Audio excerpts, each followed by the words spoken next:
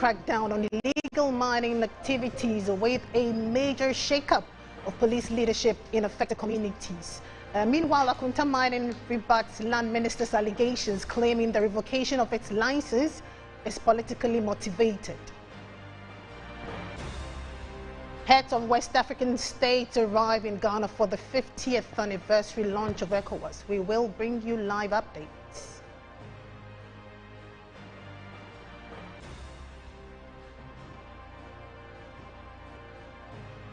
Plus, funeral for the late Pope Francis to take place on Saturday, April 26. Tributes continue to pour in from around the world for the beloved pontiff, whose legacy of compassion and leadership touched millions.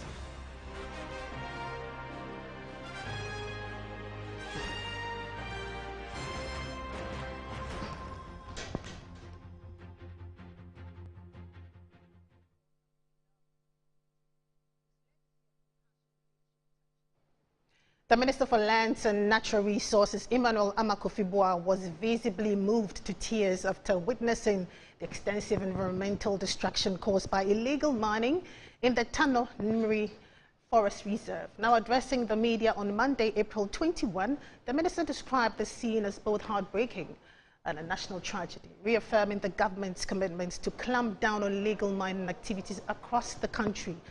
In line with this, the ministry has revoked Akunta Mining's lease and begun legal proceedings against those involved. Investigations are also underway into possible complicity by some officials of the Forestry Commission and Security Services.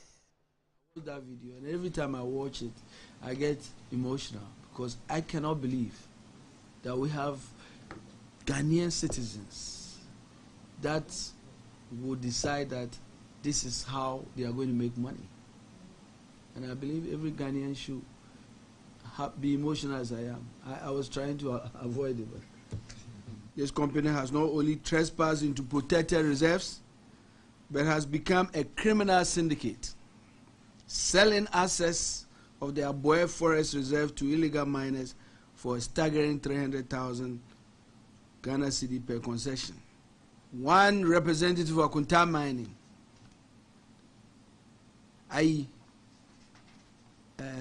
is the liaison of these dealings. He serves as the gatekeeper, negotiating fees and granting illegal access. The concessions are then subleased to individuals like one Mr. Henry and another individual identified as Shak, who are to oversee the devastation of the Aboe Forest Reserve in the Tano River. As part of the agreement between Akunta Mining and the illegal miners, a weekly royalties of 250 grams of gold are to be paid to the company, lining the pockets of Akunta's collaborators.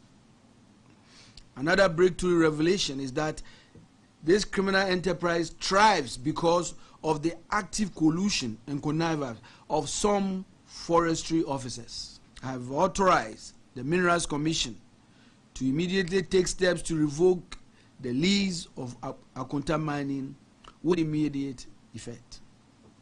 I've directed the Forestry Commission officials connected to these illegalities be immediately interdicted, pending further investigations and prosecution. Security agencies have been notified to investigate security officers who have had dealings with Akunta Mining in this particular forest reserve.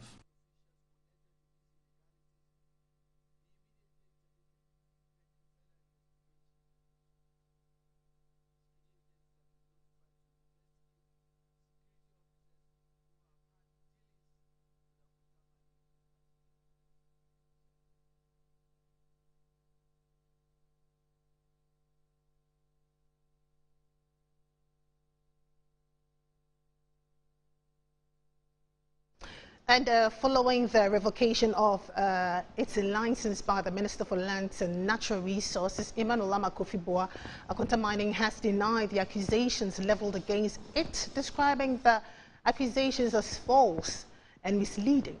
In a statement released by the company, it says the revocation is a breach of natural justice. At a press briefing held Monday, April 21, the Minister for Lands and Natural Resources, Emmanuel Amakofi-Boa, accused Akonta Mining, a mining company owned by the Ashanti Regional Chairman of the New Patriotic Party, Bernard Ntwibwe Siako, of operating unlawfully within forest reserves without the necessary permit. The minister explained that while the company holds a valid license to operate outside forest reserves, it has encroached upon the Aboy and Tano Nimri forest reserves in the Western North region.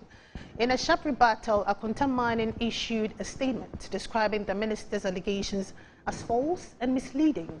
According to the statement, the minister's revocation of its license was a breach of natural justice. The company claims they are not responsible for the activities in the Tano Nimri Forest Reserve, stating that the responsibility lies solely with the Forestry Commission and the Ministry of Lands and Natural Resources. The company went on to describe the shifting of blame by the minister as deeply concerning. Akonta Mining also reiterated its commitment to operating within the law and maintaining transparency in its operations. The company insists it has nothing to hide and remains committed to transparency, legal compliance, and environmental responsibility.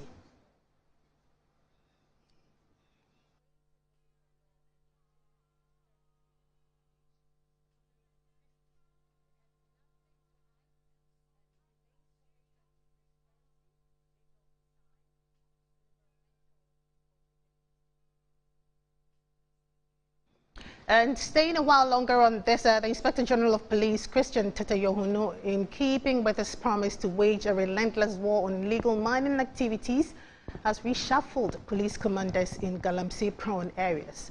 This is said to be the first phase of the reshuffle exercise, as many more are expected to follow to inject fresh energy in the fight against illegal mining activities in the country. Police commanders affected include some divisional and district commanders, mainly in the South, Eastern South, Western and Western North police regions. In a related development, the Ghana Police Service says a special 4 continuous days intelligence-led anti-Galamsey operations, which started on 17th April 2025 within the Samreboy enclave in the Western region, has resulted in the arrest of 47 people for illegal mining activities along the Tana River and in the Aboy, Subri and Nimri forest of the Western region. The suspect comprises 39 Ghanaians and 8 Chinese, as well as 4 women.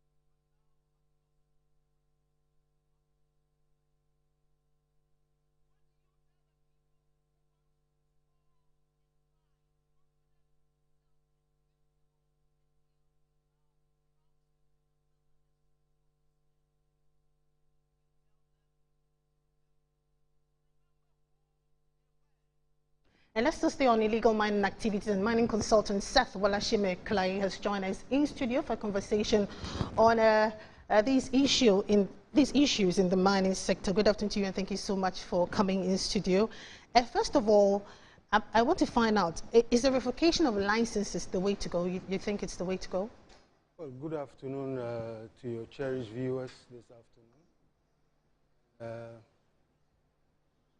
I think that the steps that the minister has taken is to be commended, because the lease that was granted to Akonta Mining was not granted in forest reserves. That should be well noted. And if they have breached that provision in granting them that lease, then the actions that will follow, according to the laws of Ghana, is the revocation. And I think that it's in the right direction. And what do you make of government's policies in addressing these illegal mining issues? Well, I've always said that, you know, this illegal mining issue is a national issue. And I have always said that, you know, the political actors should spare us, you know, the politicization or partisanship that they have brought into this conversation. Because it will not help.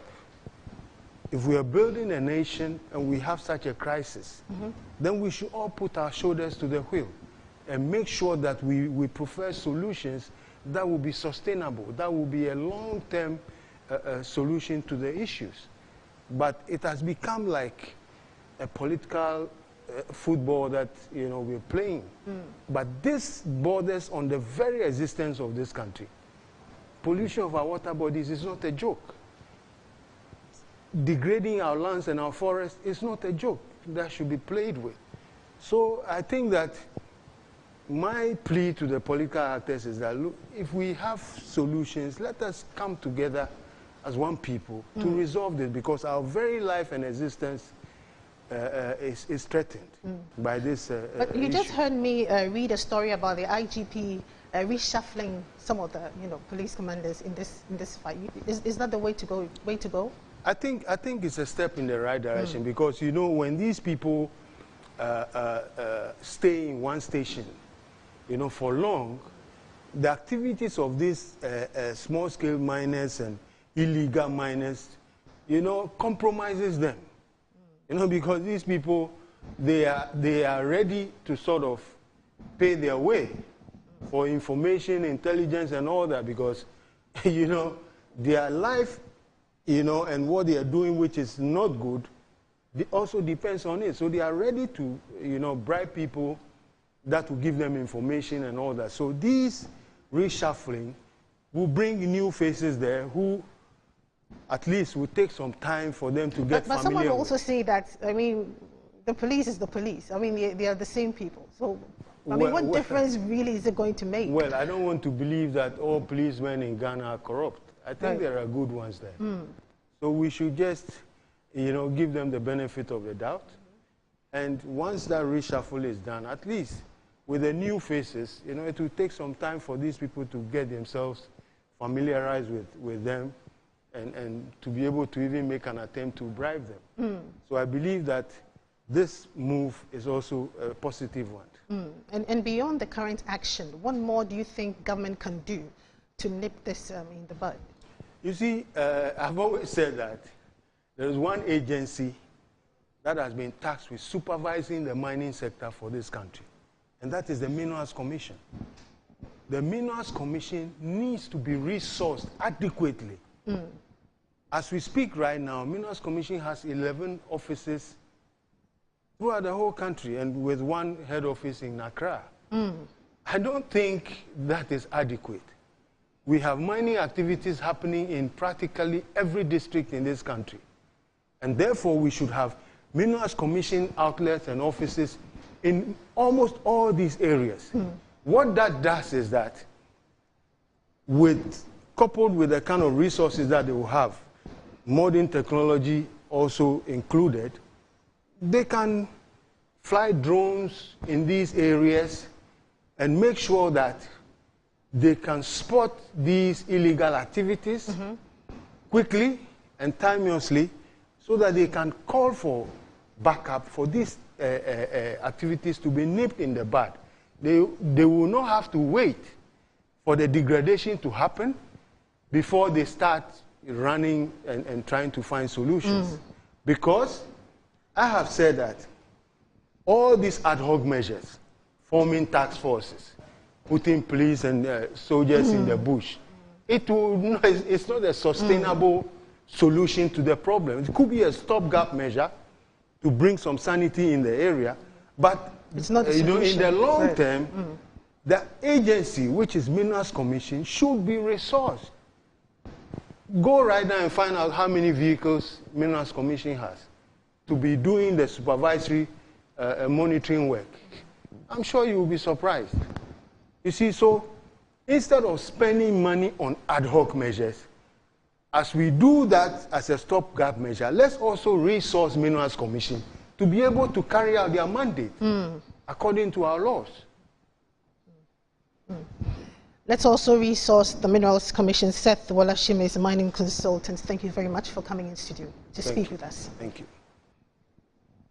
Now, moving on, a pressure group known as Generational Rights Protection Society is planning to hold a demonstration against illegal mining activities dubbed Galamsey Must Fall. My colleague Vanessa Edutumbuating earlier engaged the contenders. Morning and then you end in the afternoon. This time round, we are all converging at Obrasport at 2 p.m. in the afternoon. By 3 to 4 p.m., the procession and its will start. And so it's not the usual, demonstrations we've seen over time. So it's on the 28th, which is Monday coming, and then we all converge, we all gather at Obrasport, and then we begin to raise our voices against the fight. Then we see how best the government will put measures in place to curb this. The message is very simple. All that we are saying is that in time past, everything that is being done today has been done before in the past, okay? So let's go into the forest reserves, let's go into the site, let's do a swoop, let's seize excavators, let's arrest people. The question is that even upon all the arrests that we've done, how far have we come with prosecution? So it's no longer about going to do a swoop.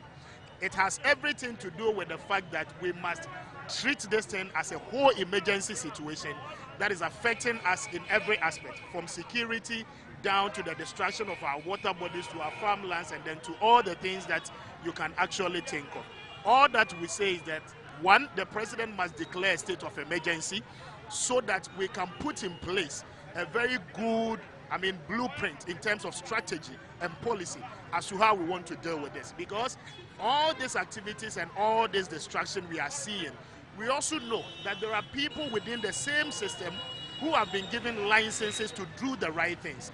Yet they go into the forest concessions and then they decide to go beyond their boundaries and then do the illegalities. And so we cannot trust the process. Today, if you ask government to differentiate between people who are doing the legal aspect of the mining and those who are causing the level of destruction we are seeing today, they will not be able to tell you. The more reason why we need a state of emergency declared, so that at the end of the day, we can all put together a comprehensive plan to fight this menace. We believe that he is the minister. He can cry because he's seeing the level of destruction. Now, some of the things... In some other stories, Ghana takes center stage in West Africa today as it hosts the official launch of the ECOWAS 50th anniversary celebrations in Accra. Leaders, diplomats and dignitaries from across the region have gathered at the capital to mark 5 decades of regional integration, unity and progress under the economic community of West African states. Since assuming office as president, I've prioritized diplomatic re-engagement with our Sahelian neighbors. Ghana has appointed a special envoy to initiate high-level conversations with the Alliance of Sahel States. I've personally led missions to foster trust, rebuild communication channels, and affirm our shared aspirations.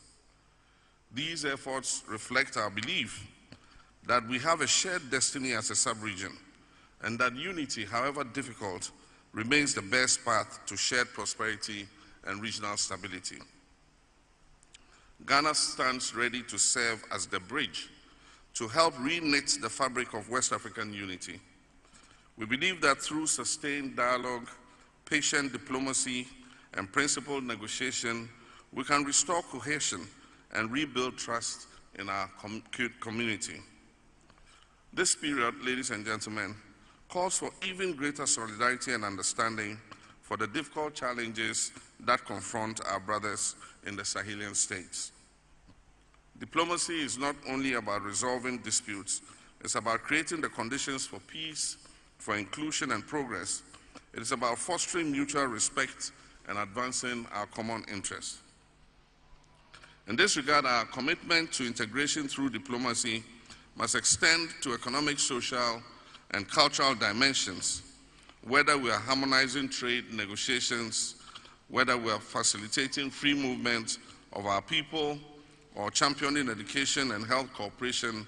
Our diplomatic instruments must always work in the service of our people. We must empower ECOWAS institutions to act swiftly, credibly, and transparently. Our citizens must feel that ECOWAS is not some distant bureaucracy, but a living community that understands their struggles and champions their hopes. And let us never forget the power of soft diplomacy. Our shared languages, our music, our literature, and youth culture. These are powerful tools that bind us together more deeply than any treaty can. And I wish to commend the young people who gave that wonderful performance here.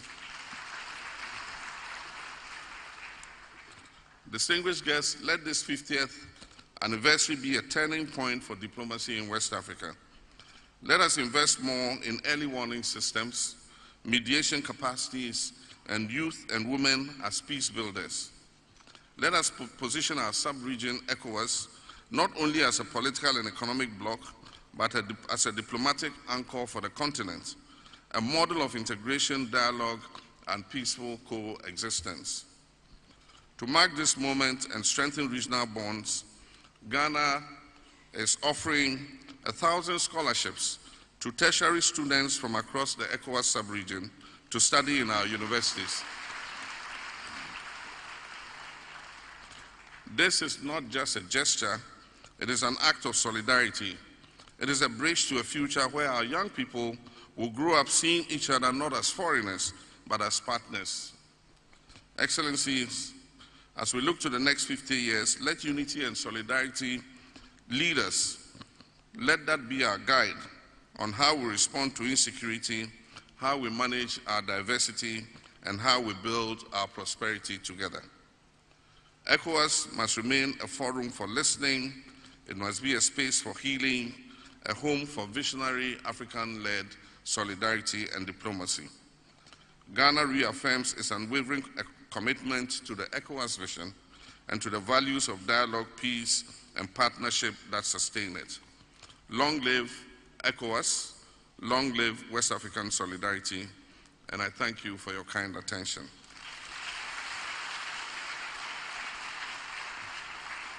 May I now invite the President of Liberia, the Prime Minister of Togo, the Vice President of Gambia, special envoys of heads of state, representatives of heads of state present, the former President, His Excellency Nana Addo Dankwa Akufo-Addo, and the ECOWAS Commission President to join us in the unveiling of the logo for the ECOWAS 50th anniversary celebration. I thank you. Thank you so much, Your Excellency. And as our VIPs are getting on stage, may I now please invite Her Excellency Mrs. Damtien Tchimjipija, who will describe the 50th anniversary logo and the theme. Ladies and gentlemen, she is the Vice President of the ECOWAS Commission, Damtien Tchimjipija.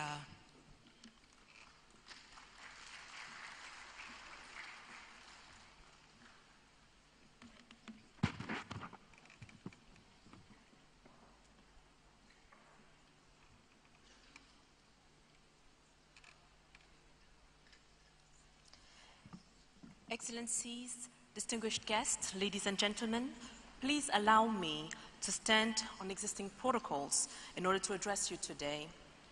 First of all, I would like to take this opportunity in order to thank the young women and men who have just presented us with a beautiful performance, a performance that represents us as community citizens.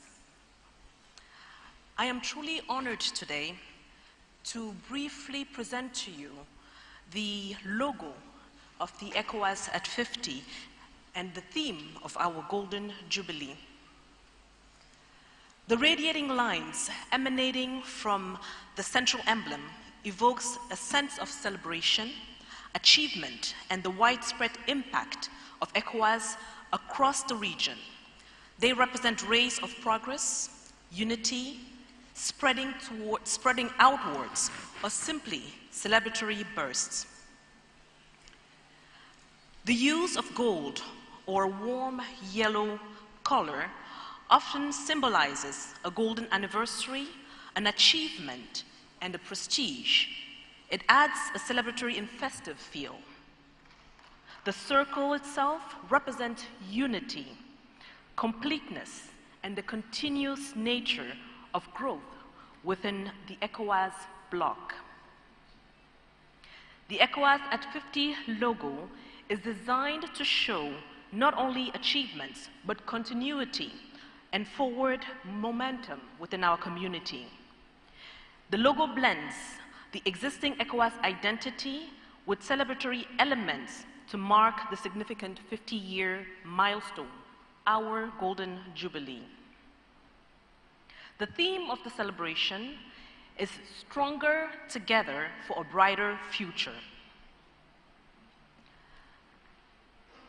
The theme highlights the power of unity, regional cooperation, and shared commitment among ECOWAS member states as the foundation for building a prosperous, peaceful, and sustainable future for the people of West Africa. It also reflects the belief that working together allows the region to face challenges more effectively and achieve greater progress than any country could do on its own. The theme is both a reminder that regional unity is not just a political ideal, it is a practical necessity for building a peaceful, prosperous, and inclusive West Africa.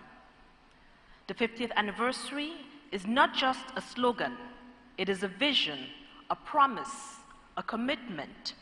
It reminds us that despite our linguistic, cultural, and historical differences, West African countries continue to share a common identity. And as long as we stand together in unity and solidarity, we will be able to shape a brighter future for present and future generations to come. I thank you for your kind attention. Muito obrigado. Je vous remercie de votre aimable attention. And now, ladies and gentlemen, a round of applause. The 50th anniversary in all its glory.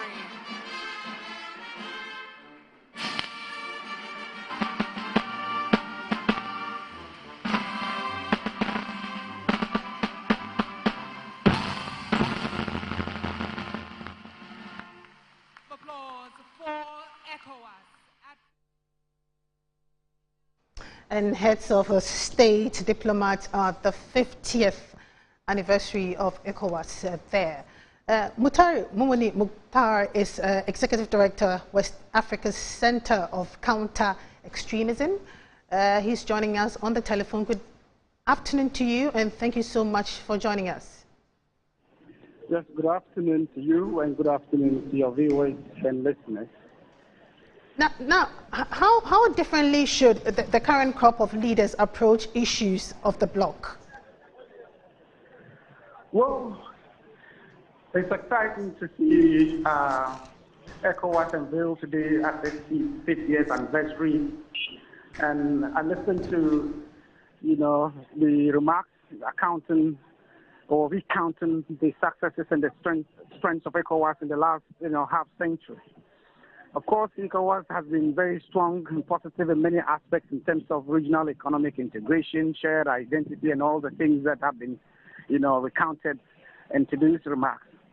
But if you look at the issue or the challenge of regional security and stability, we're still several, miles apart in terms of ECOWAS's capacity to ensure a strong and stable region in terms of security. We're looking at issues of good governance. We're looking at economic prosperity and the factors that deepen and sustain, nations. And so all those things are significant challenges that ECOWAS needs to reposition itself. If you look at this, ECOWAS is, supplementary protocols on good governance and the rule of law. We need to be building not just structures of good governance or for good governance. We need to look at the challenge of meeting livelihoods and expectations, of the economy, specifically young people, and the creation of sustainable jobs that can ensure sustained prosperity within the sub-region. Our ability to, create initiatives and retool ECOWAS's, security setup to address challenges around violent extremism and terrorism in the region are huge, huge challenges ECOWAS needs to look at. And so there's the need to re-summon a new spirit and a new direction, retool ECOWAS to be able to successfully and effectively address the challenges of violent extremism, the challenges of democracy, and the fact that democracy has not really delivered in terms of what I call the entitlements of citizenship. And that's why a significant part of ECOWAS, there's significant fatigue with democracy and the fact that it hasn't been successful in delivering the goods, of democracy.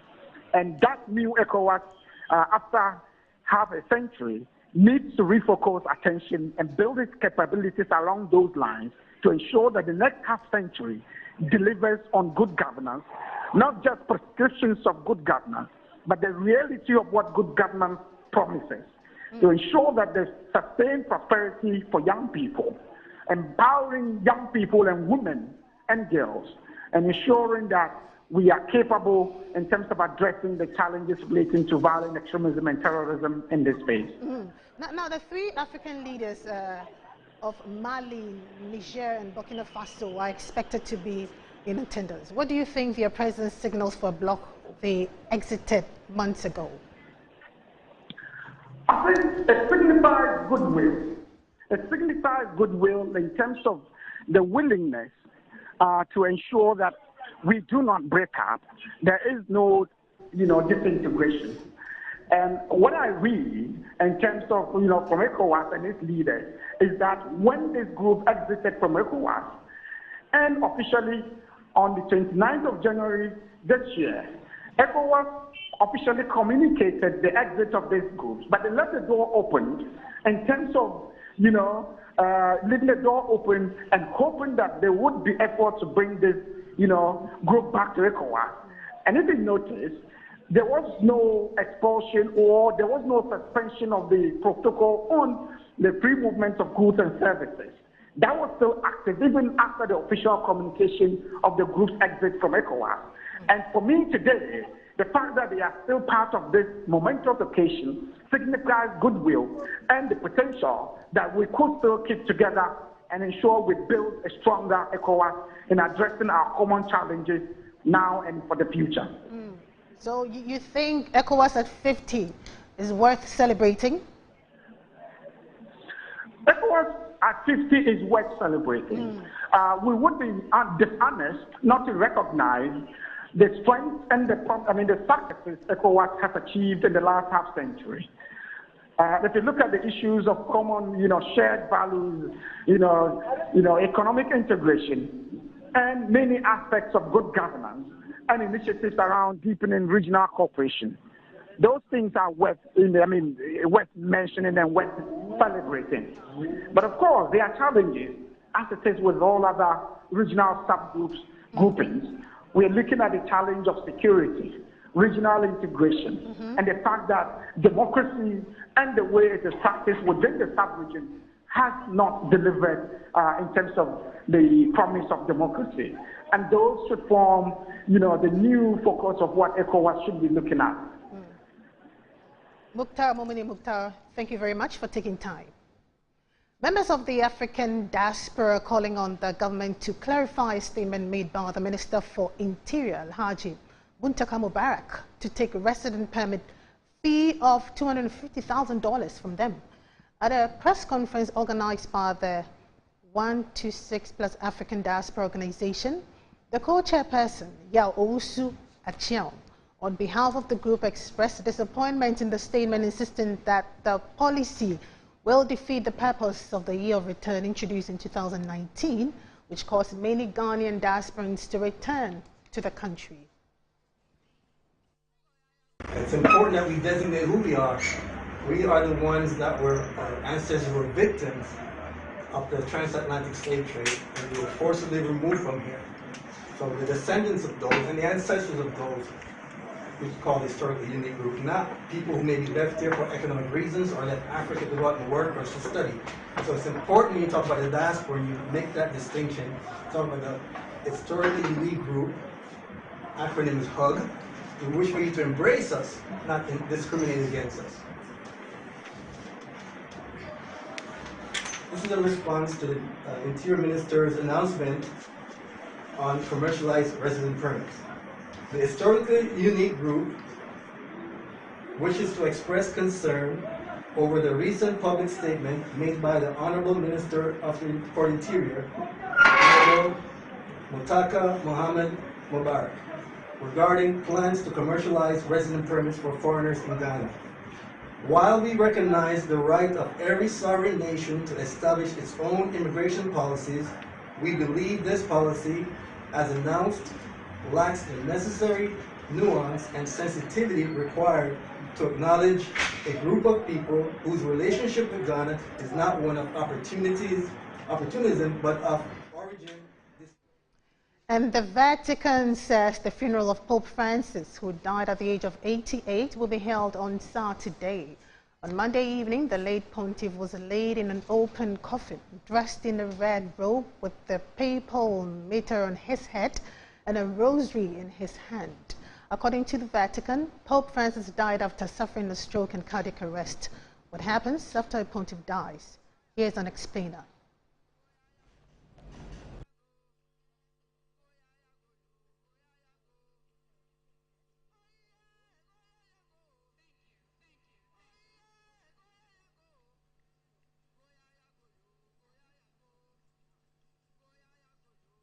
"135 cardinals, usually under the age of 80, are eligible to take part in the highly secretive ballot, which can stretch over days.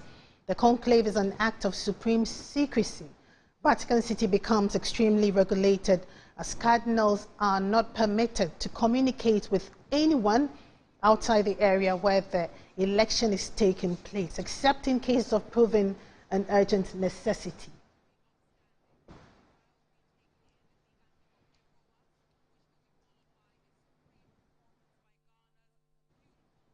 The public is kept abreast of the voting process through smoke signals created by the burning of ballots. White smoke means that cardinals have selected a new pope, while black smoke means another round of voting has to take place. Once the pope is elected, he has to formally accept the job in front of the College of Cardinals, state his papal name. A senior cardinal deacon proclaims in Deacon Habemus Papam, which translates, "We have a new pope." The new pope then greets his followers in St. Peter's Square, where he will offer his first blessings as a new pope.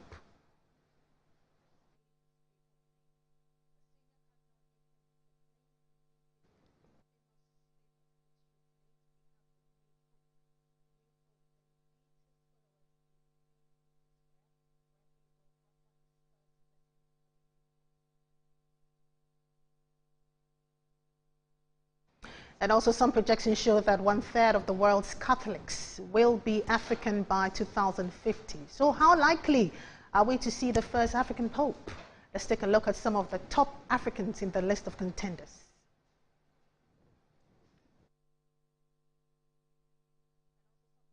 Of top contenders, Cardinal Peter Turkson. He's from Ghana. He's 76 years old. He was a contender to become pope in 2013. He's been vocal on human rights, LGBTQ+ rights, was advisor to Pope Francis on climate change issues and social justice. Cardinal Francis Arinze from Nigeria. He's 92 years old, one of the highest ranking Africans in the Catholic Church. Became the world's youngest bishop in 1965 at age 32. Cardinal Fridolin Ambongo Besungo from DR Congo, age 65, known for his conservative stance on church doctrine, currently the president of the Symposium of Episcopal Conferences of Africa and Madagascar. Cardinal Robert Sarah Country Guinea, age 79, a conservative or known for his strong adherence to traditional Catholic teachings, was a critic of Pope Francis's liturgical reforms.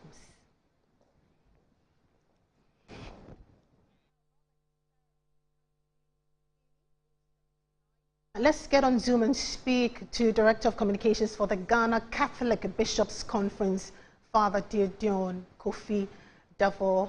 Good afternoon to you. Thank you so much for joining us. First of all, tell us what the legacy Pope Francis has left behind and what the younger generation can learn from his life. Thank you. Good afternoon, and good afternoon to all your viewers and your listeners as well. Pope Francis has left for the church in the world a legacy that all of us would have to try as much as we can to follow. He left what we will refer to as a very profound legacy of humility, simplicity, and one who is always concerned, especially about the poor. He will fight for inclusion, for social justice, and also for the care of the environment that he has always referred to as our common home. Now, a number of names are being circulated as likely contenders. Is an African likely to be elected, more so a Ghanaian? What would that mean for the continent? All right, thank you. I was impressed about how you tried to say the Habemus Papam, which means we have a pope. It is Habemus Papam, Latin, which means we have a pope. The 135 cardinals who are going to be part of the conclave all qualify to be elected as a pope. Even he can go outside the conclave of the cardinals, bishop, a priest, could even be elected as a pope. If everybody qualifies to be a pope, then our own candidate, our own father, Peter Cardinal Pierre Kojo Texin, would also be a very eligible candidate for the papacy. God elects leaders, and he does so by inspiring those who do the election, by directing them with the gift of the Holy Spirit to be able to elect the leaders that we need to elect for the church.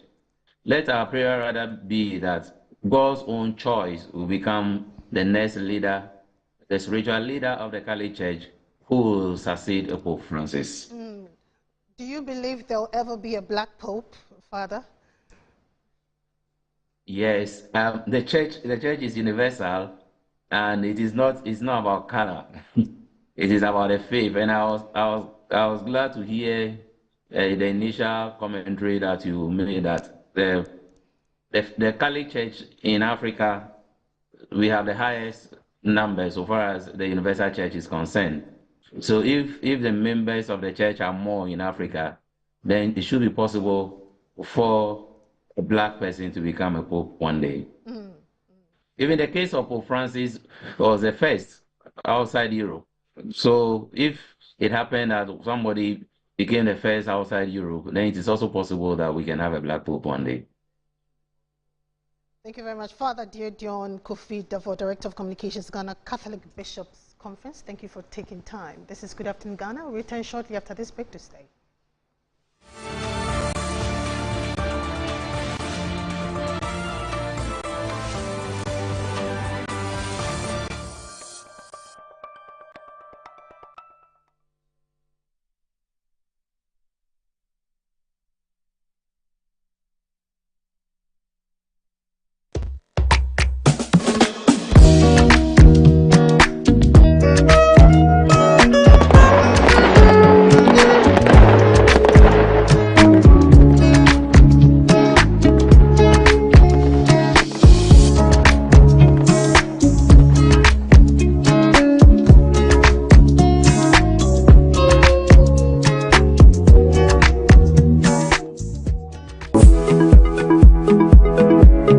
Sometimes the unexpected happens and the hero falls down in his own story. But he needs not stay down for long. Cosmopolitan Health Insurance is your trusted health partner. Whether an individual building a business, with Cosmopolitan Health Insurance, your medical care is our concern. For the best health insurance solutions for corporate institutions, groups and associations, families and individuals, choose Cosmopolitan Health Insurance from our over 700 accredited health service providers nationwide. Call us on 0302 540 668 or 0501 678 547 for all your health insurance solutions. Cosmopolitan Health Insurance, your medical care is our concern. Yes, next. Hey, Nadia Benson, Me didn't tum. Mr. Friendly Calico, just call me cockroach. Now, Mr. Friendly once now. Hey, is that you? Improve car. Yeah. Captain was key to double the action.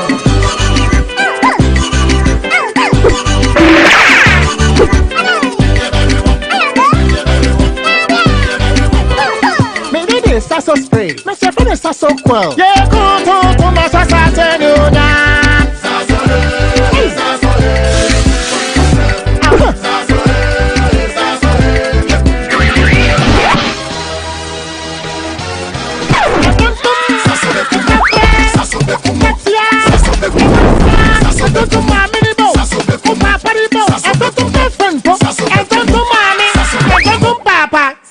Come and tum preco.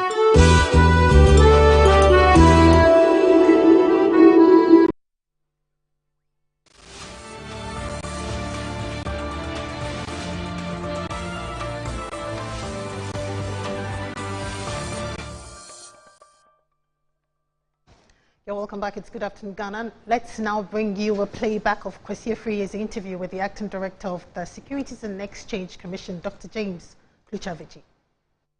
When you see, as you know, we are talking about business, we are talking about the entire economic space of our dear mother, Ghana. And we are privileged this morning to be in the office of a very, let me say, seasoned politician, a statesman, somebody that we all look up to, and he's allowed us into his office before all of his meetings, and so we are going to engage him.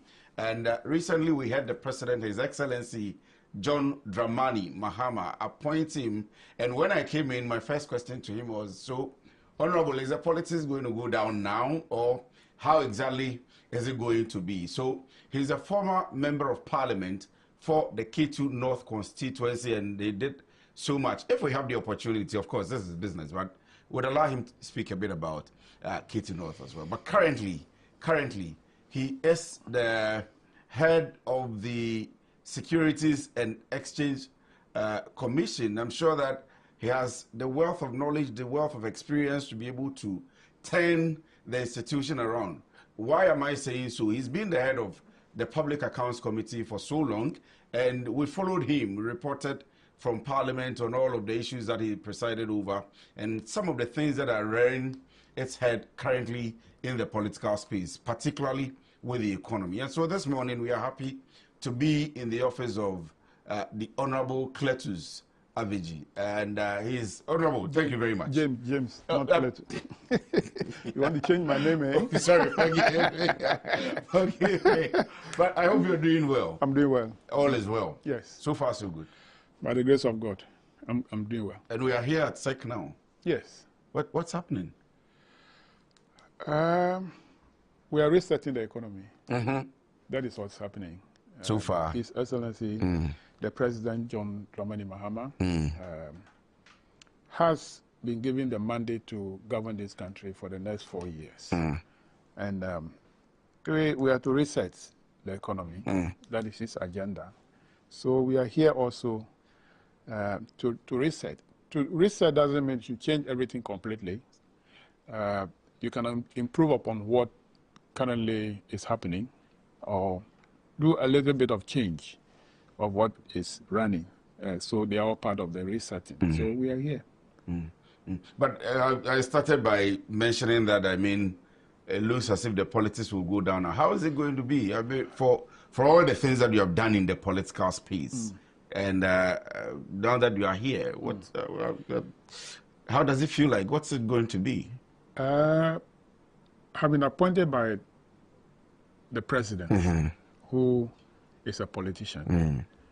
I am also a politician, as you're aware. I just left Parliament after serving my people for 20 years.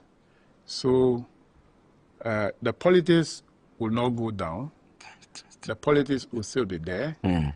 Probably you will not see me again in Parliament debating on issues. You will not see me again chairing the Public Accounts Committee or any other committee.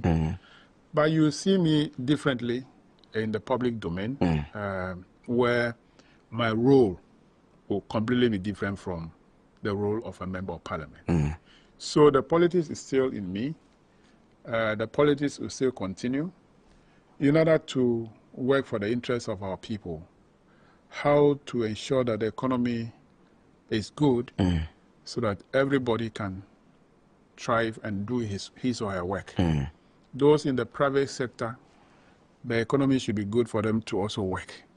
And then those in the public sector, whose mandate is to make the economy good, will also continue to work and ensure that Ghana, which is our beloved country, it's a safer and a better place for all of us to live in.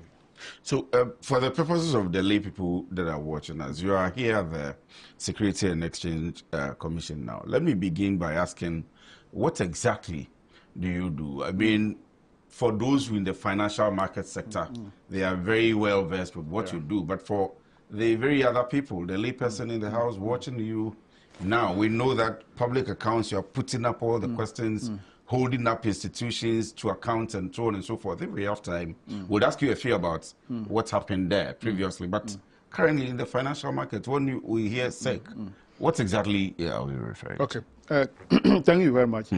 At the Public Accounts Committee, we put up questions to ensure that people who are entrusted with public funds in positions use that fund, use that position for the interests of the people. That's the people of Ghana. I mean, let me put it this way, for the people of Ghana. So in a way, we are actually ensuring that they comply with the financial laws of our country. Here at SEC, which is the Securities and Exchange Commission in Ghana, we are the organization that actually regulates the financial market. I'll come to what is the financial market. So our mandate under the Act, currently the Act that is governing the institution is the Securities Industry Act of 2016 at 929. Right. Now, the object of the commission, if I say commission, I'm referring to Securities and Exchange Commission. The object of the commission in that act is to regulate and promote the growth and development in a fair, efficient, fair, and transparent manner of the capital market, where the investors in that market and then the market itself, they are protected. Now, what is the market? Here is not a market like Makola, where you go and buy anything. Or it's not a market like Medina Market or whatever. Right. It is a place, not physical place, but it's where you can trade on securities. Securities here doesn't mean to being in a uniform like the Ghana Police Service or the military or the fire, immigration and co. Security in terms of investment. If you want to invest your money, the product in which you're investing that money is a security. So if I want to buy shares in company A, I'm doing business in the security industry. I'm buying securities. So where the sellers and then the buyers meet, not in person or not physically, to trade, to transact business in security, is what we call the market. Okay, so you want to buy treasury bills. You instruct your advisor. Bankers. Okay. Probably you are saving money with a particular bank. Right. So you saw the bank that buy treasury bill for me. You are dealing in securities. So where they are going to buy that treasury bill is the market. But it's not a fiscal space that they are going to sit down there and trade. So all those in that market, we regulate them. There are a number of operators in that market. Let me put it this way. We have people who manage your funds for you. Okay. They are fund managers. Fund managers. So they are operators in the market. We have people who advise on what type of security that you can buy that can bring you good returns on your investment. They are also in that market. There are people who bring 2 or 3 people together to do that business, brokers. Like we have insurance brokers. Yes, okay. Here, brokers in securities. They are also in that market operating. There are people who ensure, who take care of the investment for you, custodian, they take care of it. They are also in that business. Right. Okay? There are people to whose hands the funds have been entrusted, trustees. They are also in that market, doing the business. So all these people are the people that the commission, the Security and Industry, Securities and Exchange Commission regulates. We regulate them. Why do we regulate them? We are regulating them to ensure that the integrity of market is protected, so that nobody who is an operator in that industry misbehave, take people's money and squander it. Where when you are looking for your money, you can't get it. People doing that are tarnishing the image of the security market. So we have to regulate them. People who are managing funds, we need to regulate them. The investor's interest is important. So I was going to ask you a question.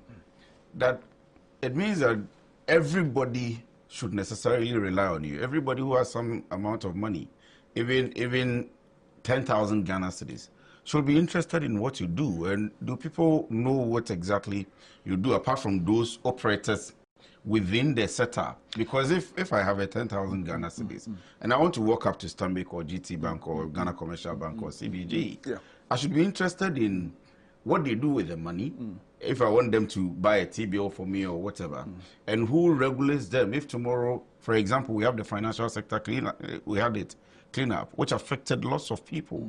And so we'll come back to all of that. But do people know, and how do they resort to you in the operationalization or regulation of all of these setups, so that we know that, okay, maybe in the next 2 or 3 months, I want to do this investment, but I am confident that because of SEC, I can just leave my money, and all of these people are registered under SEC, regulated under SEC, and so I have no fear or panic. Now, if we want to allow people to come to our office, you know, we have a very small office.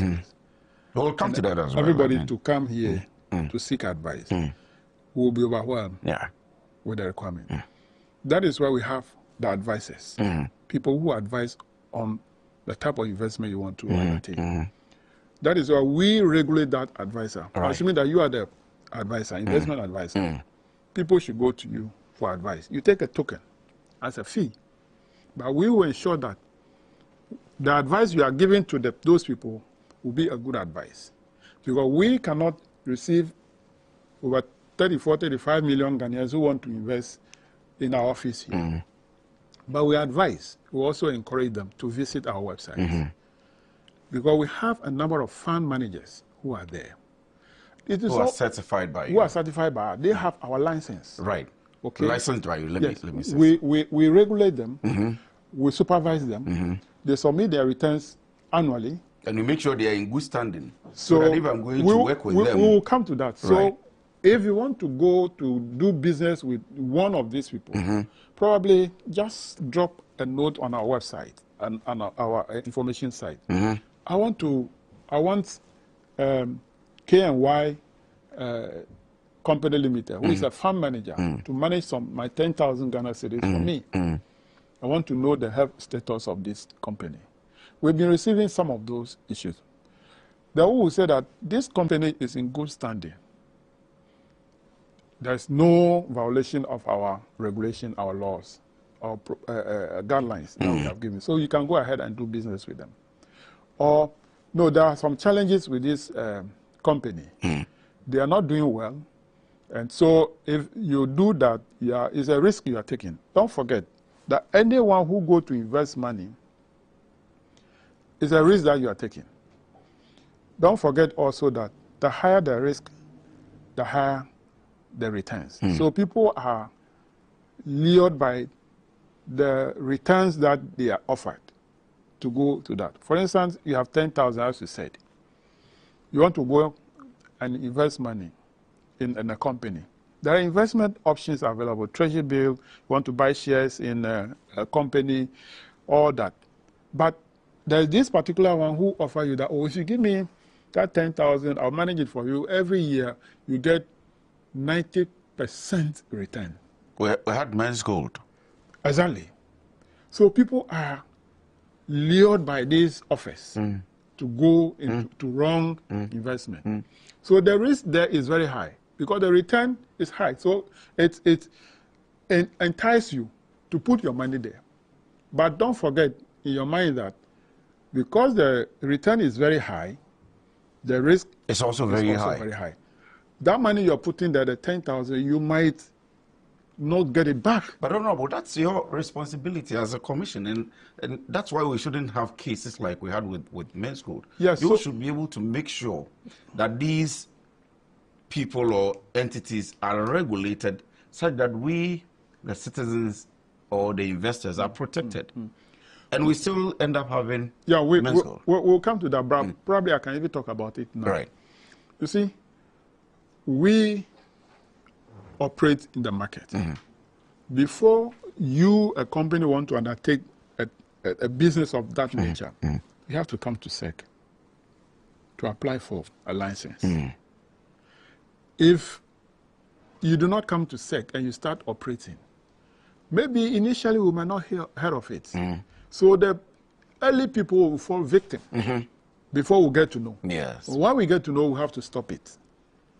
So you realize that when men's gold thing started, later SEC came in and asked them to come and get license from the commission. From SEC, yes. And before the Hula Balu came, and they were even initially contesting that they did not fall under the purview of SEC. I remember that very well. So that is the issue. That is why I said before you go into any investment, not to berate your previous your predecessor. Do you think he did a good work? I mean, men's gold was all over in the system, doing lots of adverts, and so obviously the commission must have heard of him and should have stopped him earlier than the time they were stopped. Well, so that the number of people who were quote unquote duped would have reduced. Well, I will not be able to say that they should have heard of it before the time that they came in. You and I were not there. You wouldn't know when they heard of it. So we cannot say they didn't. Right. But do you have a monitoring and evaluation team here? We have a risk management department. All the supervising department here, like fund management department, like the risk management department, like broker dealers department, like market and exchange department, and then also issuers department, they are all supervising department. They all monitor. So we don't have one monitoring department that, because all the departments I've mentioned have their sector that they operate. As I told you, there are a number of operators in the market. So one department take care of one section of the market operators, another department take care of another section of market operators. So all of them are on these market operators and monitoring them all the time. So we have. I'll come to whether you have enough capacity or maybe staffing and finance and all of those things. But you have just come in and you mentioned reset. Of course, not only here at SEC, but the entire country. But for you here, do you have any specific agenda that you are going to pursue, at least for the time that you are here, if it's for 5 years, 10 years, that you want to be noted for at SEC? What changes, what new vision, what innovation should we be coming back to you to ask you of, or should we be measuring you on?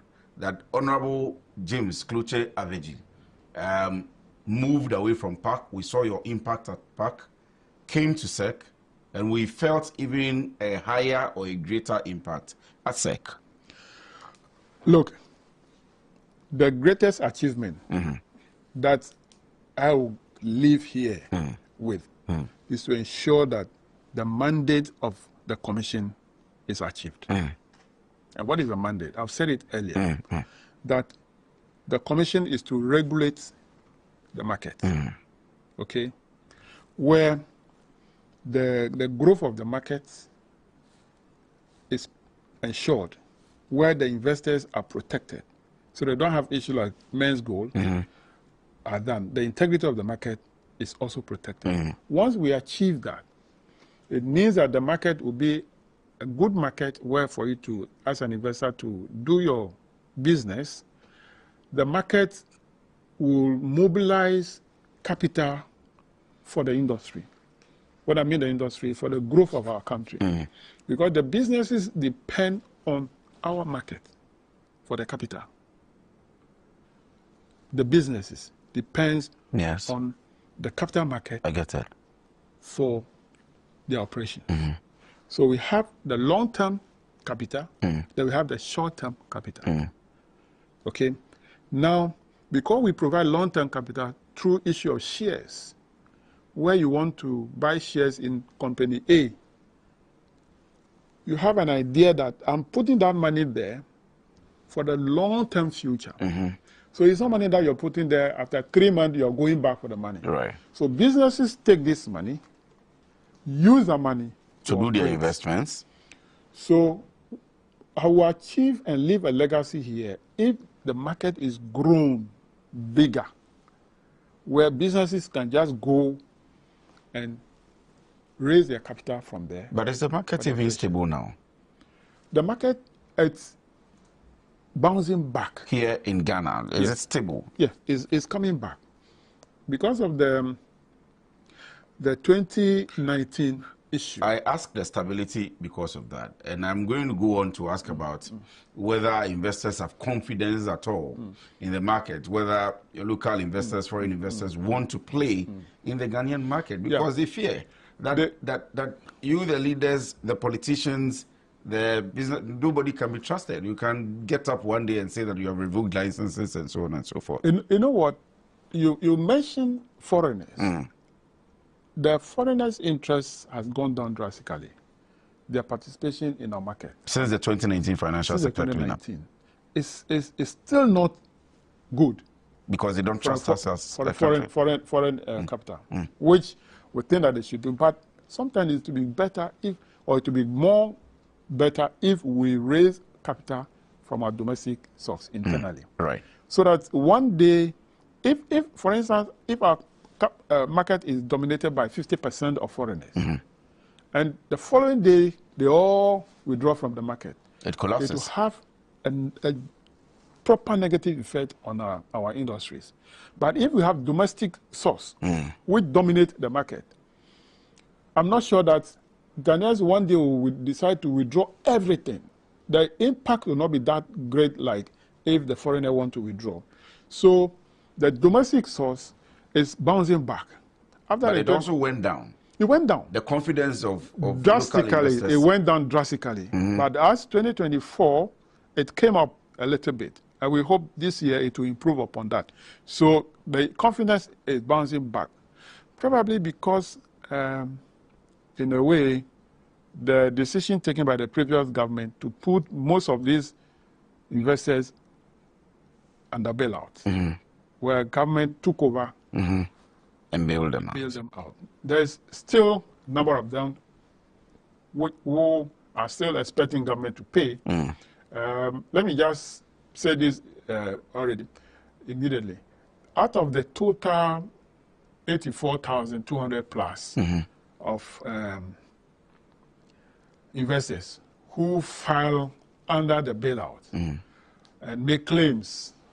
Those claims were vetted by PricewaterhouseCoopers. Yes, PwC. And then agreed that, yes, these people have genuine claims, and so government can go ahead and pay them under the bailout. Out of these 84,000 plus, about 69,000 plus have been fully paid, which represent about 82% of the total number of people who have made a claim. That's just about 13,200 people, institutes remaining. The applicants. Yes.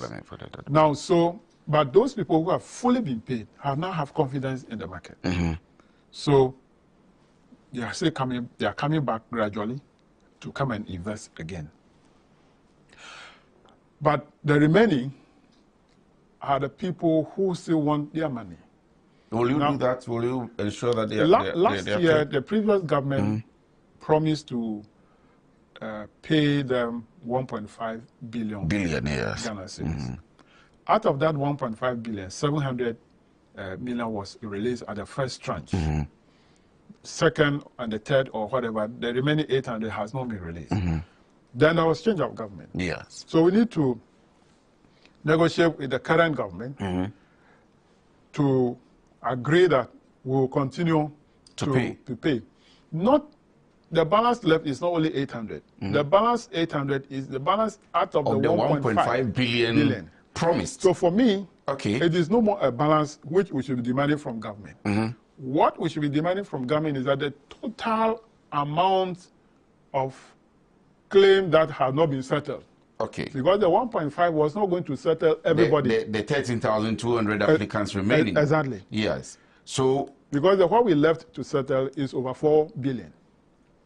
So that was what I was coming to. For the 13,200 applicants remaining, their settlement package totally amounts to It's about 4.3 billion. 4.3 billion. Yes. And not the 1.5. No. The 1.5 no, was what payments. was left was about 5 billion. Then the government pledged to give 1.5.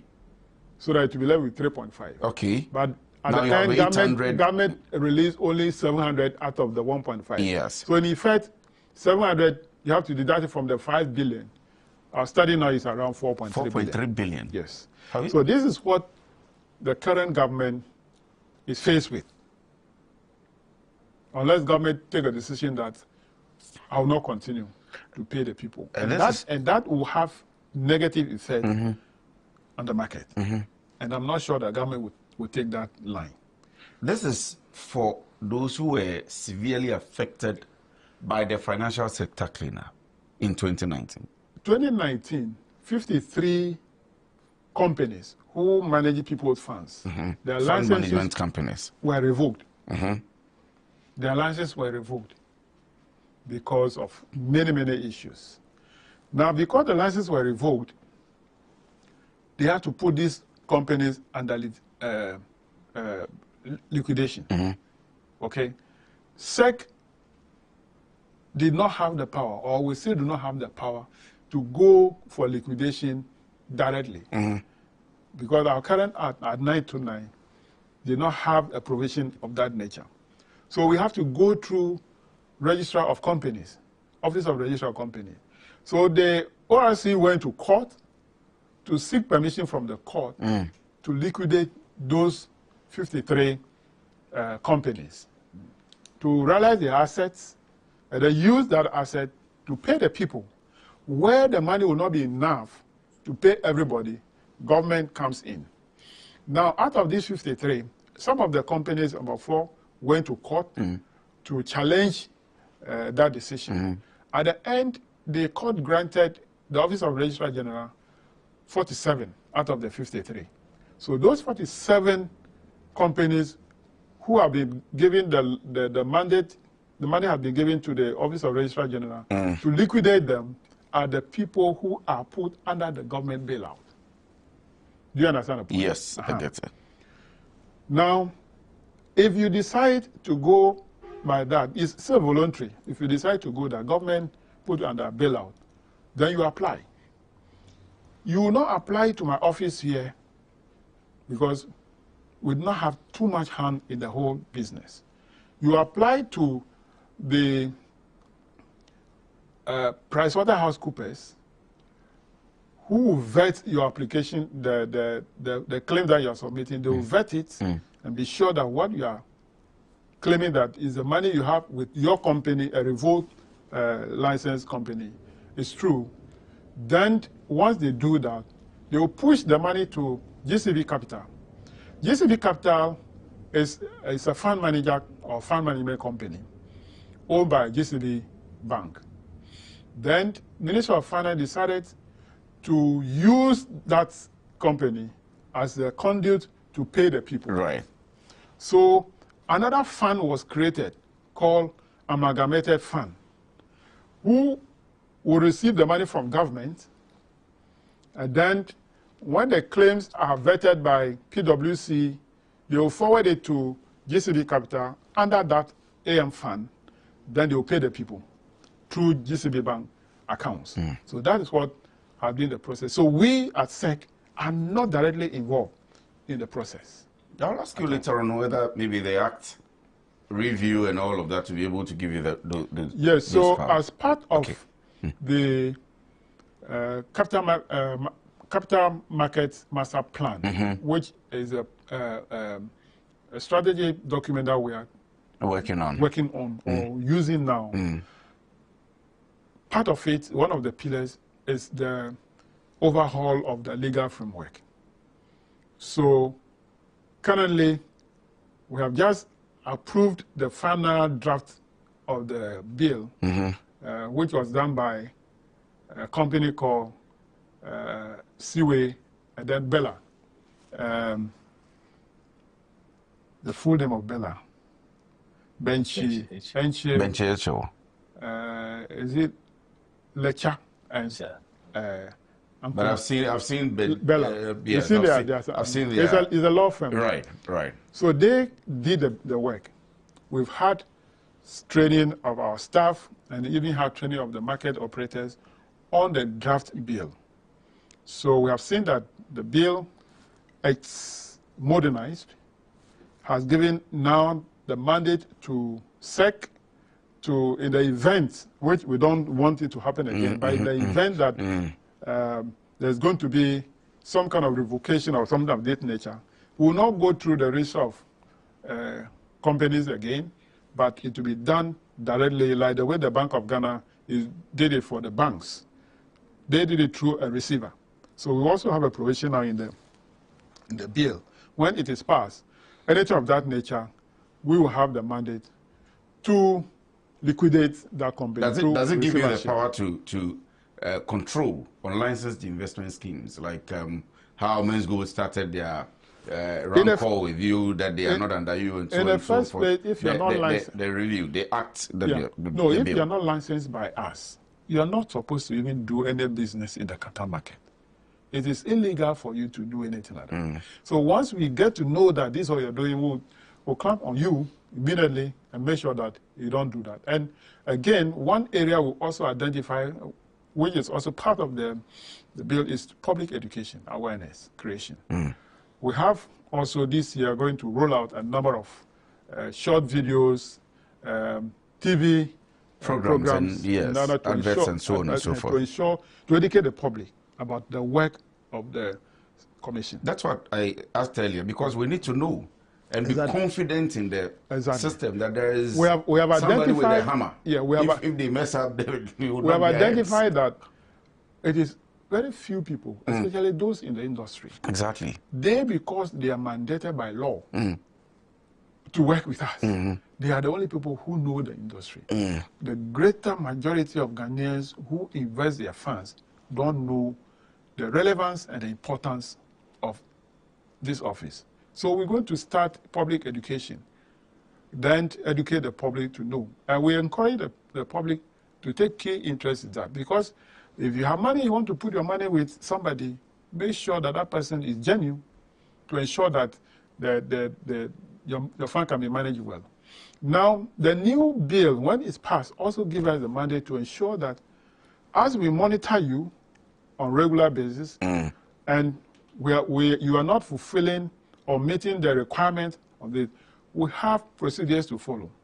that if we realize that you're having challenges with your company, we'll give you an advisor. Appoint an advisor to come and advise you. The advisor will come and sit in your management meetings, listen to the discussion, and then advise you on what you should do to revive your company. At least when they begin going wayward, you'll be aware and you'll begin to... So when we do that, that's the first step. When we do that, the advisor will sit down and advising, and then probably they will not be taking the advice. If they are not taking the advice and the situation continues, our next step is to appoint an administrator who will now come and take over and manage the company. Right. The first person is an advisor, only come and advise you. And you refuse to take his advice. Then you appoint a manager. Then we appoint a manager now, who we call administrator, to come and sit down and take over and manage the company. That's some refreshing news. If this one too will not work, then we have come to the point now we will have to close you down. We have to liquidate your company. So we'll put you under receivership. Then we'll sell all the assets that you have. We'll pay off the people's money that you are holding or managing, and then in some order. And because it's a risk you are taking, there are others that will follow, who is in terms of priority, who is paid first, who is paid second, and who is paid last. Right. If the money is able to meet everybody's demands, so be it. But if not, wherever you reach, the rest you will not get anything. Because you will have considered and gone through the processes judiciously. It will not be so that we don't have a burden on taxpayers for us to pay tax and for it to be used to. Yes. When I come back, I'm going on a quick break. Kindly indulge. When I come back, because we are talking about taxpayers, I'll be asking you the 4.3 billion that you are owing currently. You need to pay them. Yeah. I'm going to ask you how you're going to do that and whether you've had engagements already with the Minister of Finance on any arrangement at all to be able to pay, because some have been paid. And you also say that there is confidence coming back into the system, and so I'm sure it will add up. If you are watching us, we are privileged. I stated early on from the beginning of the interview that we are delving into the issues and, of course, learning also what happens here. So if you are an investor, if you want to put your money anywhere at all, this interview is very good for you. You may want to catch it. We'll go on a quick break. When we are back, we'll get into some other discussions still at the SEC. Stay with us.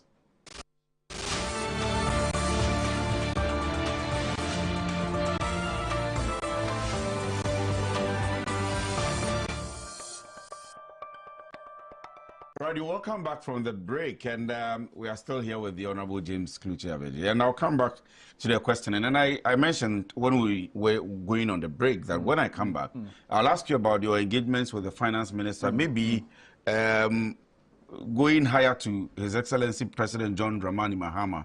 I'm sure he must be, or he may be interested in what happens with these investors. And so 4.3 billion owed investors currently. The promise of 1.5 billion, the entirety of it was not honored. Part of it was honored. However, to be able to satisfy everybody, as we say, 4.3, what's the plan, Honorable? Yeah, thank you very much. And I must say that for now, there is no budgetary allocation in the 2025 budget.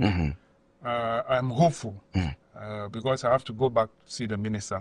I'm hopeful that if there is an opportunity for a media review or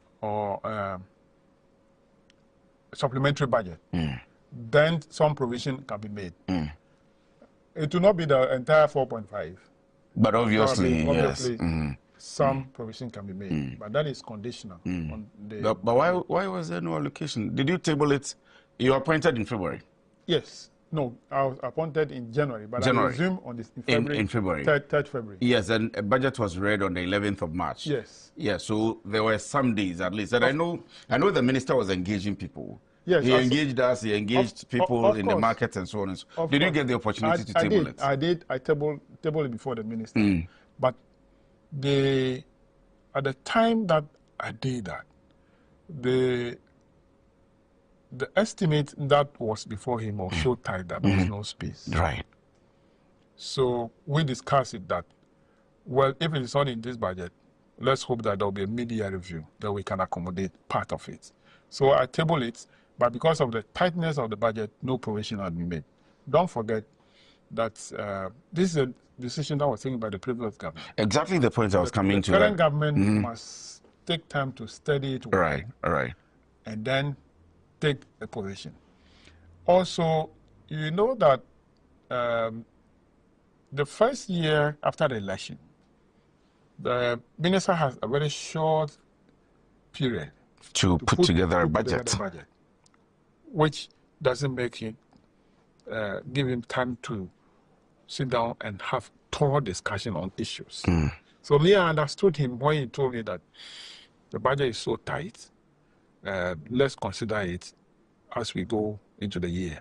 But does he have the will from your engagement with him to pay? Is it not the case that the government was maybe drastic or did not plan properly? Some, for example, in the banking sector, some people think there were other ways that the governor of the Bank of Ghana or even SEC could still do the cleanup and still get the system running. So maybe they didn't do it well. People are suffering this way. We can't just come in and begin to pay. I mean, we need to also concentrate on our plan. Is that the case? Or? I don't think so. I don't think so. You know, the revocation of the licenses, even though the revocation were done by SEC, the decision was actually beyond SEC. Okay. It was a government decision. If SEC had taken that decision unilaterally, government wouldn't have come in and said, I'm putting the people under bailout. So it wasn't a decision taken by SEC to revoke those people's licenses, because the implication is high. As we speak now, there are firms that are under distress. Speak now. We know them. We're monitoring them. They themselves know that we know they are distressed. We are warning them all the time. What do we do with those people now? It will not be a decision that will be left for my office to take. It will be a decision that will go beyond this office. But you see, what I am observing is that, or I have observed is that, because in 2019, some company licenses were revoked and the people were pulled under government bailout, the directors and managers of those companies have gone scot-free. That's a concern for all of us. Scot-free, nothing has happened to them. They haven't gone to court, nobody has prosecuted them, so nothing. Currently, some companies also are of the view that if I mismanage these funds, I use people's funds to do whatever I like, at the end, I'll go scot-free. Government will revoke, SEC will revoke my license, and I'll go scot-free. And government will do a bailout. Yes, that's what some of them are thinking, and I'm warning them. They should rethink. It's not going to be easy for you, for your license to be revoked, and you just be walking down the street of Accra free. But I like the point you make. First of all, you would appoint an advisor. Yes. Secondly, you would appoint a manager, an administrator. And then when you maybe have to do what you don't like to do, to collapse, you collapse them, you are going to prosecute. Or you will take them to court. No, when we get to that point, you as a director, when we are doing the liquidation, we will not let you free. You have to come and explain why you should mismanage the company. Do you understand the point? Yes, I understand. And at that point also, government will not go and put the people en bloc under bailouts. It's a risk you are taking. That is why we are even asking in the first instance that before you go to any firm, seek opinion of SEC or an advisor to advise you where to go. If you take that risk, don't say government will come and bail me out. Because the government money is our money. It's my tax money, it's your tax money. So I cannot be paying taxes. You mismanage your company, then I'll use the people's tax money to come and pay the investors and leave you, the one who mismanaged the company, free. Why should it be so? So those people whose firms are under distress, they should stay on. I mean, those currently watching you. I'm telling you, watching me, they should stay on. They should have plan to manage those companies. Thank you. Revive the company. Thank you. Pay the people's funds for them. It won't be the same stories again. will prosecute or would at least take them to court. And I'm happy about that. But do you think that we can still get back and maybe prosecute or take the people for those? I mean, people have gone through heart attacks. People have had strokes. People have died. We have evidence of some of these things. And like you're saying, some of these managers are working about, those who are able to hoard monies are working about freely. What's the thinking? I'm not saying you should go after them, but what's the thinking? If there should be any decision on that, right? It cannot be taken by me now because I'm alone now. I have my deputy now because we don't have our board in place yet. Okay. The board take major decisions for the running of the office. After the day-to-day running of the office, it's my duty and then my staff. It's a duty to do that. But decisions which are beyond management are taken by the board. And when it is beyond the board, it goes to government for final decision to be taken. So for now, what do we do to those directors who mismanage the companies and for what companies the government have to be struggling now to pay the investors? What should be done to them is something that the board, when constituted, will have to discuss and come to a position.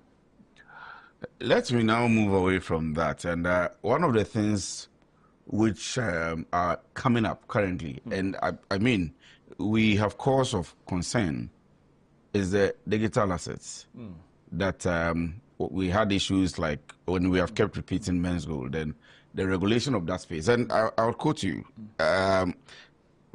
You said the Securities and Exchange Commission is developing a regulatory framework for digital assets and derivatives as part of a broader plan to enhance the country's investment climate. I would ask what you mean by this. What are we expecting to see? We see, even on this show, we've hosted some Bitcoin managers and blockchain, let me say, blockchain operators who are putting it all out so that people should get on it and so on and so forth. And I mean, for your statement and from where you sit, what should we be expecting? What exactly are you considering? Thank you very much. This is a very important question. I've said it some time back. That currently we have a task force here at the commission. The task force is working with a team from Bank of Ghana on how we can regulate the platform, the virtual assets providers platform. Because when we talk about this digital asset or a virtual asset, it's just an asset. It is a medium or mechanism where you store your assets. I said it the last time that, look, if I want to store my asset, there are many ways to store my asset. I can go and buy gold bar. The value today will not be the same value a year after. So I buy the bar, send it to my bankers, and for safekeeping. Okay. After 2 or 5 years, I go back for my bar to sell in the market. I make what? Gains. Because the value today might be, let's say, $3,000. But in 5 years' time, it could be $10,000. I have made $7,000 as a return on that value, the asset that I have kept in that form. In the same way, you want to store your money in crypto or virtual assets. The value of this will just be like the value of the gold bar, which fluctuates as the days go by. But after a long period of time, the value will not be the same as I bought it today. So there are two things that happen here. At the time that I bought it, I store it. At the time that I'm going to dispose of it, there's some maturity level. No, there's some gains that you have made. Yes. At that point, government will have to look at that gain you're making, which is capital gain. Mm-hmm. Because if you put up a building today, 10 years time you want to sell that building, you make a lot gain. of, yeah. You make capital gain. Government have to tax. Okay. There's a capital gain tax. Yes. Yes. The same way, if I put my money in crypto, and then after 2, 3, 4 years, I'm going to sell that money, the gain I'm making there, government must also take some tax on that. But because we are not regulating it, yes, people are just getting capital gain tax without paying tax to government. Yes. So it is a way to go now. That look, whether we like it or not, everything becoming digital. And it is good that we begin now to do. Nigeria, as passed, they have revised their Industry Act, Security Industry Act, and then they've started regulating the crypto platform. So our task force here, and that of Bank of Ghana, is working around the clock to see how do we regulate it? How do we ensure that a company or a provider, the virtual asset provider, create a platform upon which all those people in the crypto industry market can do their business. It's not going to be one, it's not going to be two, it could be many platforms which will be licensed by us so that we'll monitor and see what is the gains people are making on a daily basis, who is disposing of his assets, and then what is the gain, what is the portion that government must take in the form of tax. So it is a way to go. We are working seriously. By the close of the year, we should be able to reach an advanced stage to ensure that we'll put up a system in place to ensure that we monitor and regulate the crypto industry. So by the end of this year, there is going to be... No, I'm not saying that by the end of this year we'll hit the final but we should point. reach an advanced stage because it's a process that is going through. As I said, Nigeria is doing it. South Africa is also regulating it. And so if we don't want to delay, probably it will be taken by events. So it's better we start. So it's good that we have started and then work is ongoing now. What we is because I'm still using my staff here as a task force.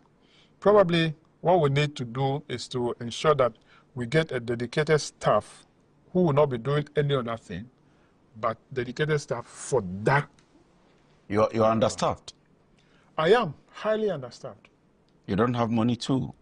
Highly understaffed. We are not on government subvention. We pay our workers through our IGF. And what constitutes our IGF? Our IGF is a license fee that we charge from our market operators. The market operation levy and some minor things. And it is those things that survives my office. So for the building in which we are doing this interview, you could see from outside that it's a prefab, which was supposed to last for 5 years. But it's now, they're using it for more than 15, 16 years. Wow. And sometimes, I'm told last week I was not here, when it was raining, yes, the whole building was like... It can collapse anytime. It can collapse at any time. So we need money to have a permanent office space.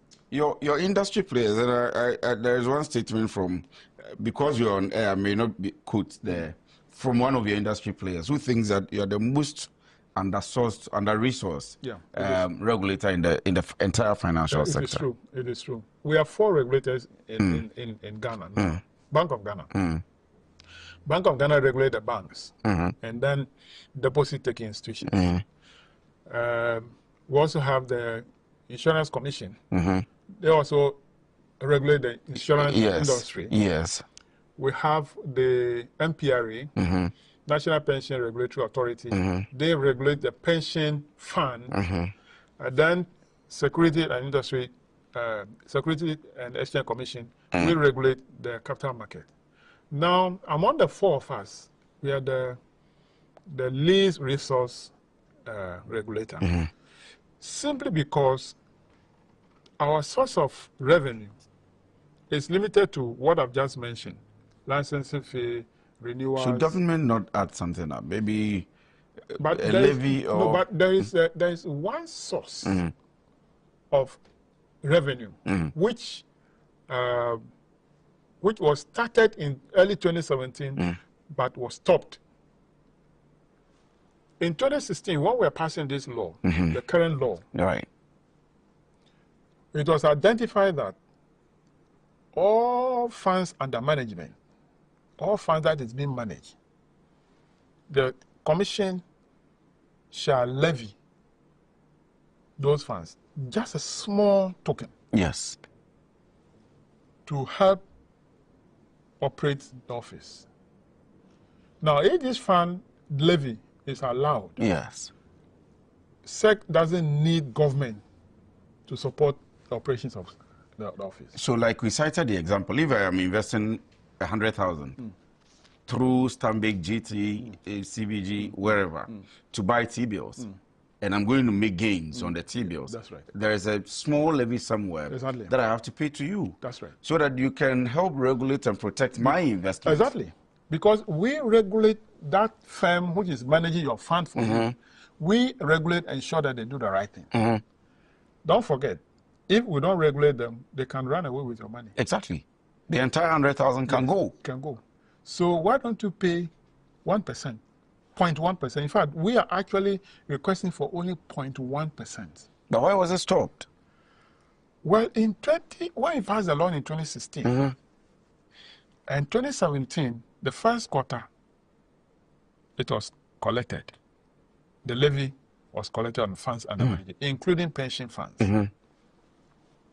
Don't forget that in 2016, my party was in power. Yes. And fortunately, I was the chairman of the finance committee. So I was in charge of this law. I moved all the motions in parliament for all considerations, everything. But when the NEC lost power in 2016 and MPP came to power, first quarter, this office charged the levy on funds under management.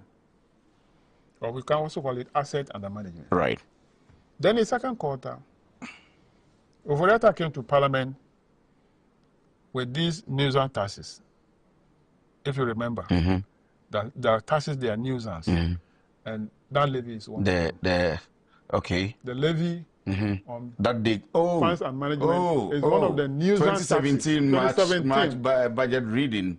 Yes, I remember. They call, I think about 17 of them, or 9 of them thereabout that they cancelled. So the first quarter, so they cancelled the this levy one. was charged. From second quarter, the levy was cancelled, and that has crippled this office till now. This office will be able to raise enough resources to build their own office. Put up their own office. They put out their own office. Will it be part of your visions to bring it back? It is something that because you need money. How are you going to raise funds? My predecessor have started the process of bringing it back. He has not been successful until I took over. So I'm also continuing, and I want to plead with the market. Look, pension fund is the biggest of all the funds under management. Yes.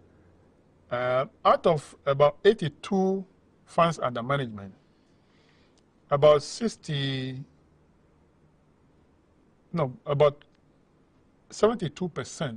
of that fund is pension fund. So it is estimated that funds under management will hit 100 billion this year. So if we hit 100 billion, pension alone will be about 72 billion. Now, the MPRA has set a limit beyond which the pension fund cannot be levied. You're right. Let me explain. The pension fund, annually the fund grows over 25%. So if the fund is, let's say, 50 billion this year, by the end of the year, it will grow by 25%, which is 12.5 billion. So yes. It will come to 62.5 billion. Then the MPRA board says that you cannot levy this fund more than 2.5%. Okay. There are a number of people who see to the management of the pension fund. For now, we are about 5. Security and Exchange Commission, we license the fund managers. We regulate them. We supervise them. Okay? And these fund managers manage the pension fund. We also have the NPRA, which is the National Pensions Regulatory Authority. They also make sure that the pension funds are well managed and protected. Now, in fact, the NPRA law says that the NPRA cannot register any fund manager if that fund manager is not licensed by SEC. You understand? I get it. So we are 2. Then we have the fund managers themselves who are managing the fund. There are a number of companies because the money is huge. So one person doesn't manage that. It's spread across. They are managing. So they are also doing the work.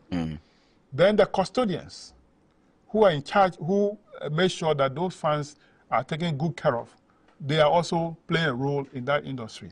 Then the trustees, which are basically the banks, also playing a role. So these 5 institutions who are ensuring that the pension fund is managed well shall not charge, put together, more than 2.5%. Now, what happened? Currently, the 2.5% is shared among only 4. Without SEC? Without SEC. Without us. Why?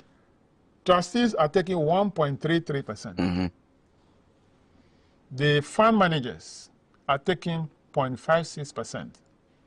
Custodians are taking 0.28%. And NPRA is taking 0.33%. Put the 4 together, give you 2.5%. We are saying that, look, why do you leave us out? We play a role. You actually license them. Yes, if so you even don't get into the do system. the right thing, your money will go down the drain, it will get lost. So, cede portion of your share to us. How much are we asking for? We are asking for 0.1%. And they are not agreeing. That's what we are now. My predecessors have not been successful, so I wouldn't say they won't agree. We are discussing. But so far, they haven't agreed. Well, we haven't started the collection, so I will say that they haven't agreed. They haven't but agreed so far. I'm sure that this year they will have an agreement where they will. So, how they can cede portion of their share? In fact, there has been a proposal that NPRA should cede 0.01. Custodians will not cede anything. Trustees should cede 0.03. That will make it 0.04. And then the fund manager should cede 0.06. That will make it 0.1. That's the proposal now. Let's hope that this will be accepted, and then we'll start collecting. Let's assume that the fund reach 100 billion. Do you know how much is 0.1%? It's 100 million. 100 million. Yes. And that's enough to run so at least. If we have that money, we will dedicate solely for our office building. Until the office building is completed, we will not use that money for anything. We can be struggling with our other revenue to manage the office and take care of our staff, while that money is dedicated solely. I'm told your staff emoluments are also not comparable to other regulators. They have to work. They are not too. They are working. Enthused. They are working. I'm grateful to them that despite the and they actually compare you to the Bank of Ghana. I mean, you are regulators like they are. You are on the same level. But Bank of Ghana people are happy But we are not. We are nowhere near them. We are nowhere near them. So we should push. Well, Bank of Ghana has a strong card. In fact, they did a recent building, $250 million. No, so when they came to the parliament recently, it was 260. It had gone up. It has gone up. Yes. So, and then you are competitors. You are on the same level. I mean, colleagues. I was joking with the new governor that if you give us 2 floors to come and occupy, at least to be able to operate from. Yes. So that's where we are now. Right. And we hope things will go on well. But again, I've asked you already about finance minister. I mean, have you made some of these I have gone to recommendations? I've gone to see the finance minister on this particular one. Yes. He completely agrees with me. Right. I've also gone to see the Minister for Employment. He also completely agrees with me. Tomorrow, I'm seeing the CEO of the NPRA as part of my discussion with him. This is going to be one of the topical issues we'll be discussing tomorrow. I hope that he agrees with me, and then we'll move it forward from there. Yes. Okay, so I think I'm safe to run away to PAC now. Some of the things have been... Do you miss PAC already, or Parliament? Because they have not started sitting in public yet, so have not missed them. If they start sitting, then probably the discussions are not going on as I expected. Probably I'll be missing at that point. For now, it's like the normal time that we're on recess, no sitting, and so I'm not missing it that much. It's Parliament itself that sometimes I miss. And sometimes I have to go on my Facebook and watch them. Proceedings. But if you're asked today, I mean, you've been at PAC. What would you have changed about PAC? What I would like to be changed about PAC is basically not the PAC itself, but the whole process. The whole process in the sense that PAC doesn't have the mandate to prosecute people. And our advisor will give the mandate to prosecute people. We have... You don't want PAC to get the mandate? No. To prosecute? No. And my reasons are this. We have institutions that are already mandated by law to prosecute people. Why are they not doing their work? Do you understand? Yes. So, if we give that mandate to PAC, is it a whole institution that we are creating in Parliament with the prosecutorial powers? So that is the reason why I don't want PAC to do that. The process is that budget is approved by Parliament, given to an institution to manage. At the end of the year, the institution accounts for the use of that money. The Auditor General go to look into how you manage the funds and came up with some findings that you have done A, B, C, D, which is against the laws, the financial laws of the country. This report is brought to Parliament. The Parliament that approved the budget, the report is brought to Parliament. Parliament referred the report to the Public Accounts Committee to look into it and advise Parliament on it. The committee sat on it, invited the people to come and respond to the issues. They came and responded to the issues. Some of the responses were perfect. The issue is dropped at PAC level. Some of the responses, no, that need decision. PAC make a recommendation to plenary to take decision. And the recommendation is that Mr. A, who was involved in this transaction, should be prosecuted. Parliament approved that recommendation. It becomes decision of Parliament. It is to go back to the entity that has a mandate to prosecute, to do the prosecution. So it goes back to our Attorney General Department. Why is the Attorney General Department not prosecuting the people? So, if anything at all, let's focus on AG's office. The Attorney General's office? Yes. Why are you not prosecuting? Because for all the 8 years that I've chaired the Public Accounts Committee, I can remember recommending a host of people to be prosecuted, especially under procurement law. People who have violated the Procurement Act should be prosecuted. These issues are sitting right in the office of the Attorney General. Why have they not been able to prosecute them? That's what the problem is. So it's not PAC itself, because the PAC has no mandate, has no power to do that. What the PAC can do, actually what happened whenever PAC is sitting is a way of naming and shaming. Okay? Yes. If I'm called to appear before Public Accounts Committee and it shows that I embezzle state money, my children, my family, everybody is watching me, my friends are watching me, it's an embarrassment in the first place to me. So it's naming and shaming. Then, when you need to be punished based on the law, you'll be called to court. Then they'll prosecute you. The judges will say that, yes, you need to be punished by the terms of the law. You are punished. That one is beyond Parliament, because the three arms of government has their separate mandates. But that doesn't happen. No, it doesn't. It doesn't happen. And you have had cause to speak, for example, about Godfrey Dame's, should I use quote unquote nonchalant or his inaction about the SkyTrain, for example? Of course, we did. He requested that you write to him, and you did, and he still failed to prosecute. We recommended that those people involved in the SkyTrain should be prosecuted. It's not something that the new AG's office. I was coming to that. Is it what some people are describing, political witch hunting, or some of them that came to you, you made the recommendation and he failed to act? Nobody should say that the SkyTrain is political witch hunting. Never. Never. Auditor General came out with a recommendation.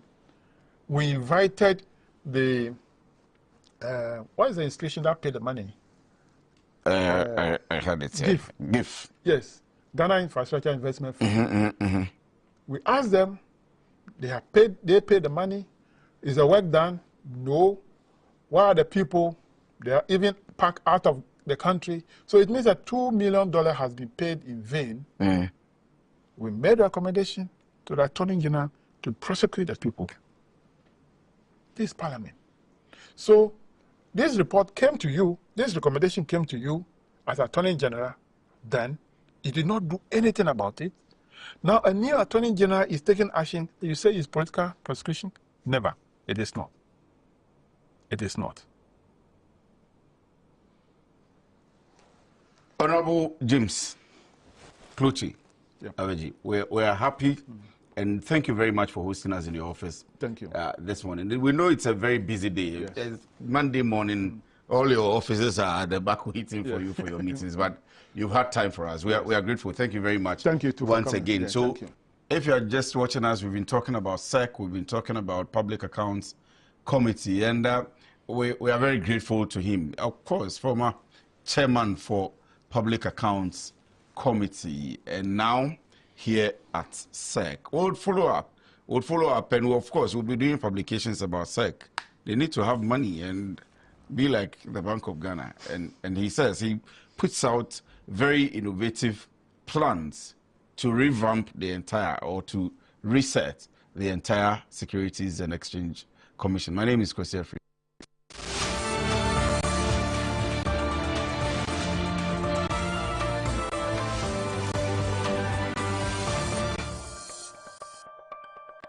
Fire pomudi ni agobi Ghana fu ni age efi say ya your local spices na ya frafra dia ya sankofa natural spice me dey go me jollof mu ni me still ahodoma e ma ne dance Stanley the barbecue dey go on sankofa natural spices and one you use 100% natural said the happen Adofo mamunye huge mistake sankofa natural spices the FDA ejedi nkratu yatu.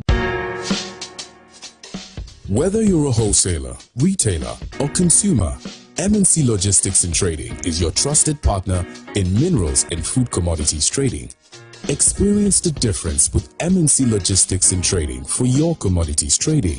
We operate a well-equipped laboratory that smelts and assays gold to ensure transparent, credible, and reliable minerals transactions. Our general food commodity market deals with imports and exports of food products such as rice, sugar, and grains. We pride ourselves on delivering products that meet the highest standards of quality and taste. With our expertise in international trading and logistics, we bridge customers far and wide. Locate us at number 4 Neosai Interfo Avenue, East Legon, Accra. Call us on 030-299-8246 or visit our website www.mnclogisticsandtrading.com. MNC Logistics and Trading, hub of confidence. Every day in Ghana, a quiet revolution unfolds. A story of transformation, resilience, and unwavering commitment to creating a cleaner, greener nation. This is the story of the Diaspora Group of Companies, a company at the heart of Ghana's sanitation revolution. It began in 2006 with one man and one manual tricycle.